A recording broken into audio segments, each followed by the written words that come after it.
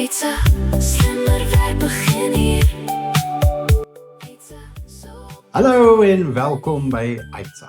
Dis Vrydag vandag, so ons gaan maar weer net 'n bietjie lig. Ek wil net vir jou die waarheid vertel oor AI en watergebruik. So jy het dit al seker gehoor, elke keer wat jy met ChatGPT praat, drink dit 'n 500 milliliter bottel water, 'n halwe liter. Dit klink verskriklik, dit klink soos iets waaroor ons almal moet skuldig voel, maar dis nie waar nie. Vandag sal ek vir jou wys presies waar daai storie vandaan kom en wat die regte syfers is. Kom ons begin by die begin. Daai halwe liter water getal kom van een akademiese studie wat in 2023 gepubliseer is. Making AI less thirsty. Dit is gedoen deur navorsers by die Universiteit van Californië. Nou die studie self was nie verkeerd. Die probleem is hoe die internet daarmee weggehardloop het. 3 dinge wat hulle vergeet het om te noem. Die studie het na GPT-3 gekyk. Dit is 'n AI-model wat vandag al eintlik uitgedien is. Dit het ou datasentrums gemeet voor al die nuwe verkoelingstegnologie. En derdens, dis die belangrikste een, daai halwe liter bottel water was vir 10 tot 50 bladsye teks, nie een vraag bladsye. Maar jy weet wat gebeur het, die internet het die bladsye stilletjies verander na vrae toe. En 'n mite is gebore wat vandag nog rondgaan. So, wat is die ware syfer? In 2025 het die maatskappye self uiteindelik die data oopgemaak. Google het 'n tegniese verslag uitgereik. Hulle bevinding wat basies dieselfde as OpenAI se bevinding was op hulle verslag, is een teksvraag op Gemini gebruik omtrent 0,26 milliliter water. Dis 5 druppels. Nie 'n bottel nie, 5 druppels. Hulle stel dit so, dis minder water as wat verdamp in 9 sekondes se TV kyk. OpenAI se Sam Altman het sowat dieselfde syfer gegee vir ChatGPT.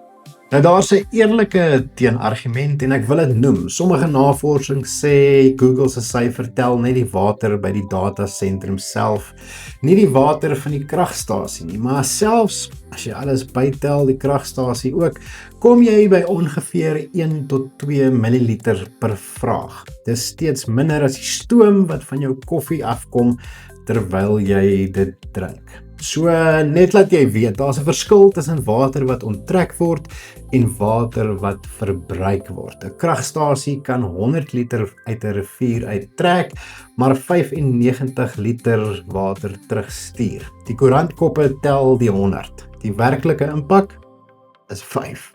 Goed. Kom ons maak dit regtig konkreet. Kom ons sê een AI-vraag is ongeveer 1 milliliter water. Die eerlike hoë skatting. Hier's wat daai 1 milliliter beteken. As jy een keer die toilet spoel, is dit 6000 AI vrae. As jy jou tande borsel met die kraan oop, 10.000 vrae.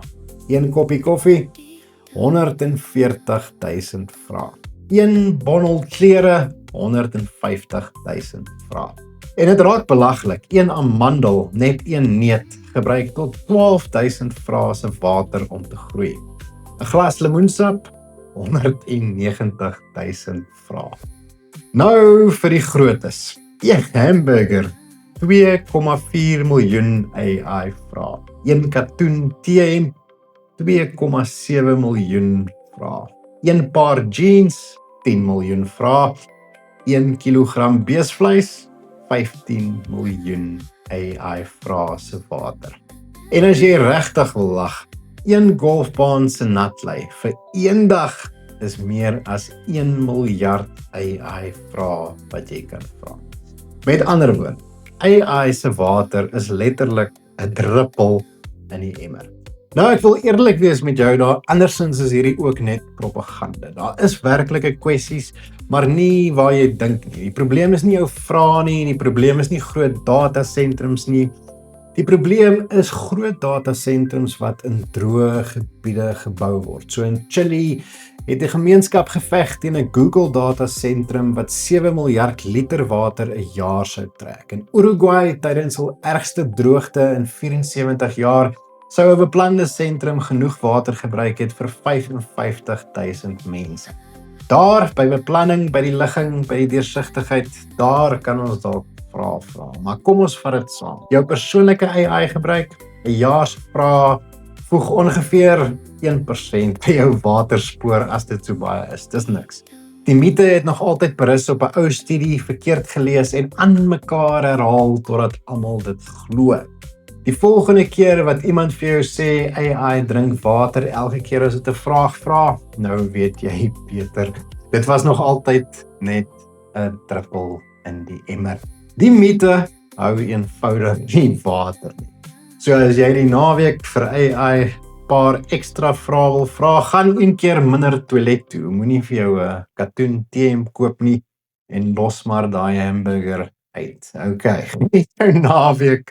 Jy kan stort, jy kan water gebruik. Geniet jou lewe. Die lewe is nie so erg nie. Alles van die beste. Bye bye.